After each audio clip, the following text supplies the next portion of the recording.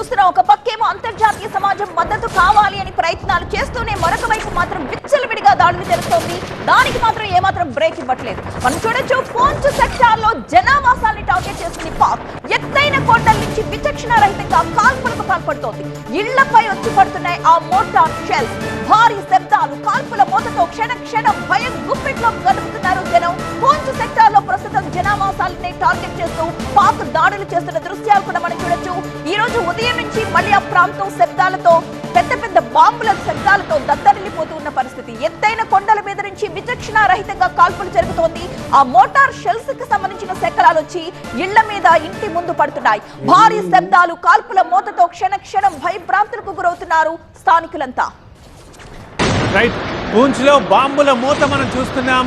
అక్కడ ఆల్రెడీ పెద్ద పెద్ద శబ్దాలు మనకు క్లియర్ గా కనిపిస్తున్నాయి. అక్కడ జనావాసాలని టార్గెట్ చేసింది పాక్. అసలు పాక్ ఉద్దేశమే అది. ఎస్, జనావాసాలు మనకు క్లియర్ గా కనిపిస్తున్నాయి. ఆ ఇల్లు ఎత్తైన కొండల మీద నుంచి విచక్షణారహితంగా కాల్పులు జరుపుతోంది పాకిస్తాన్. ఇళ్లపై మోటార్ షెల్స్ పడుతున్నాయి, భారీ శబ్దాలు వినిపిస్తున్నాయి. కాల్పుల మూతతో పాపం క్షణ క్షణం భయంగా గడుపుతున్నారు సరిహద్దు గ్రామాల ప్రజలు.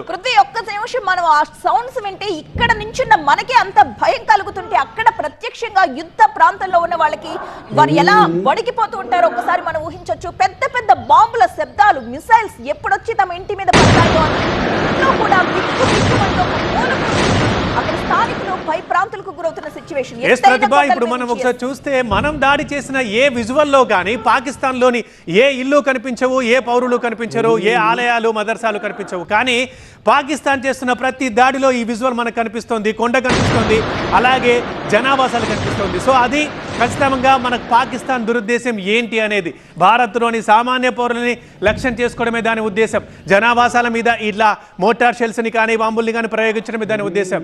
ఎస్, 2 బాక్స్లో చూస్తున్నాం పూంచ్లో పాకిస్తాన్ చేస్తున్న దాడి. ఎస్, పాకిస్తాన్లో మనం ఇప్పుడు ఇది ఒక్కసారి మీరు ఈ స్క్రీన్ మీద ఉన్న విజువల్ని పాస్ చేసి చూడొచ్చు. మీరు ఒకసారి పాస్ చేసి చూస్తే 2 దేశాల యొక్క లక్ష్యాలు మీకు స్పష్టంగా అర్థమవుతాయి. పాకిస్తాన్ ఏమో ఫస్ట్ బాక్స్, పాకిస్తాన్ ఏమో మన పూంచ్లో జనావాసాల మీద దాడి చేస్తే, రైట్ సైడ్ బాక్స్లో భారత్ ఏం చేస్తుందో చూడండి. మన లక్ష్యం ఎంత స్పష్టంగా ఉందో. అది రైట్ సైడ్ బాక్స్ పీఓకేకి సంబంధించింది. పీఓకేలో ఉన్న పాకిస్తాన్ పోస్ట్ని మాత్రం ధ్వంసం చేస్తోంది. అక్కడి నుంచి పాకిస్తాన్ డ్రోన్ల దాడి చేస్తోంది. అక్కడ టెర్రర్ లాంచ్ ప్యాడ్స్ ఉన్నాయి. సో ఆ లాంచ్ ప్యాడ్స్ ద్వారా డ్రోన్లను ఇక్కడ ప్రయోగిస్తుంది భారత్. కేవలం దాన్ని మాత్రమే భారత్ ధ్వంసం చేసింది. అది రైట్ సైడ్ బాక్స్లో చూస్తున్నాం. కానీ పాకిస్తాన్ ఏం చేస్తుందో చూడండి. పూంచ్లో ఇళ్ల మీద, జనాల మీద బాంబుల మూత మోగిస్తోంది. ఎంత సిగ్గు లేకుండా, ఎంత బుద్ధి లేకుండా. ఒకవైపేమో నిన్న అప్పుల కోసం అడుక్కుంటోంది, ఇవాళ ఏమో పెద్దన్న సాయం కోరుతోంది, మరోవైపేమో పెట్రోల్ సంక్షోభంలో కొట్టుమిట్టాడుతోంది. ఓవైపు మీటింగ్లు పెట్టుకుంటున్నారు, కొంతమంది నేతలు బారిపోతున్నారు. ఇట్లాంటి పరిస్థితుల్లో ఏ ఇద్దరు మనుషులు కొట్టుకున్నా ఒకడు వీక్ అవుతుంటే తగ్గుతాడు. కానీ బుద్ధి లేకుండా పాకిస్తాన్ భారత్ మీద దాడి చేస్తూనే ఉంది.